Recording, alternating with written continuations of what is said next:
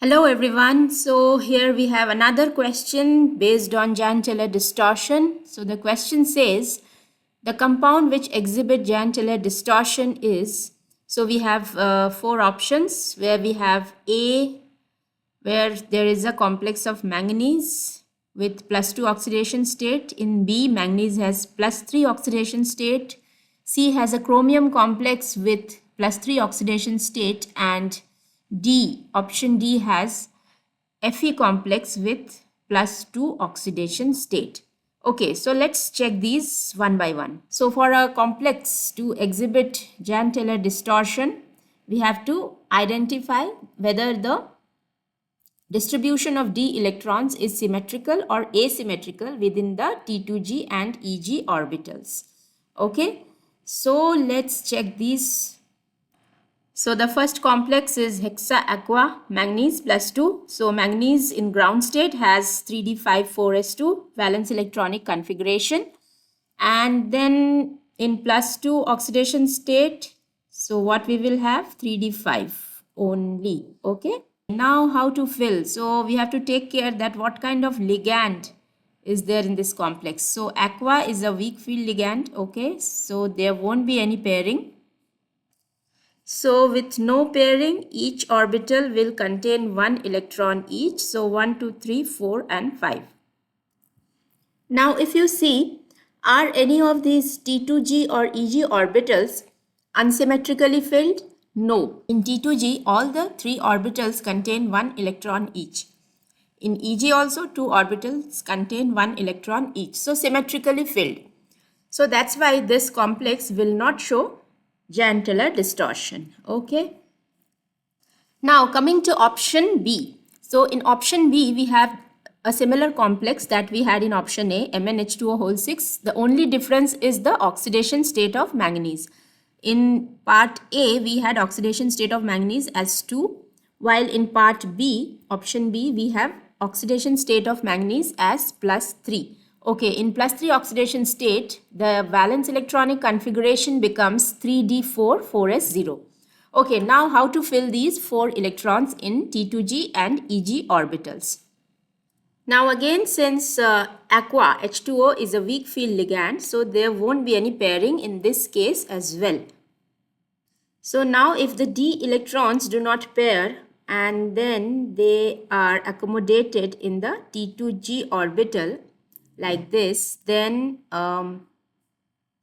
T2G contains 3 and the 4th electron goes to Eg orbital since there is no pairing. Now we see that the Eg orbital is unsymmetrically filled. Why? Because 2 orbitals of Eg contain only 1 electron. Okay, so this Eg orbital is unsymmetrically filled.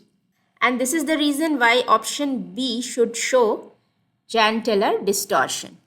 Now, if you do not want to proceed, you can just say that, okay, fine, option B is the correct answer. But it's better to check all the options. So let's proceed to option C. So chromium in the ground state has a valence electronic configuration as 3d5,4s1. And what about in the +3 oxidation state? So in the +3 oxidation state, it becomes how much? 3d3,4s0. Okay. Now again, aqua is a weak field ligand. Okay, so there is no pairing. And so the 3 electrons are filled in the T2G orbital symmetrically. So 3 orbitals, 3 electrons. So it's a symmetrical filling. And that is why there is no scope of Jahn Teller distortion in this particular chromium complex. Now coming to option D, we have FeCN6 4-, and Fe in the ground state has a valence electronic configuration as 3d6 4s2, and what is the oxidation state of iron here? It is +2. If you remember, if we take iron as X, Cn has a cyno has a negative charge -1, and there are 6 cyno ligands, so -6, and the total charge on the complex is -4.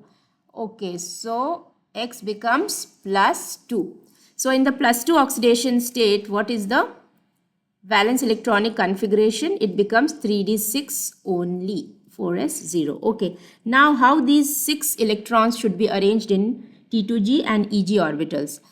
Then again we have to see the nature of the ligand. So CN, cyano, is a strong field ligand and it will favor pairing of the d electrons. Now if the d electrons are paired and we have 6 d electrons to be filled and it is a strong field ligand, then obviously T2G orbital will contain all the 6 electrons paired. So none of the electrons will move to EG orbital. So we have symmetrically filled T2G orbital. And if T2G orbital is symmetrically filled, so 6 electrons, so 2 electrons in each orbital symmetrically filled. And then what should happen? So this complex FeCN whole 6 4 minus should not exhibit Jahn Teller distortion. So out of these 4 options, option A, okay, symmetrical filling, no Jahn Teller distortion. Option B, okay, unsymmetrically filled EG orbital, Jahn Teller distortion is possible. C, no Jahn Teller distortion because T2G is again symmetrically filled, and in D again T2G is symmetrically filled. So only in option B Jahn Teller distortion is exhibited. Okay, so option B should be our correct answer. I hope this explanation was clear and it is one of the questions that has been asked in the competitive examinations. If my videos are helpful to you, please like, share and subscribe. And please let me know in the comment section what you want to learn next in chemistry. Thank you so much.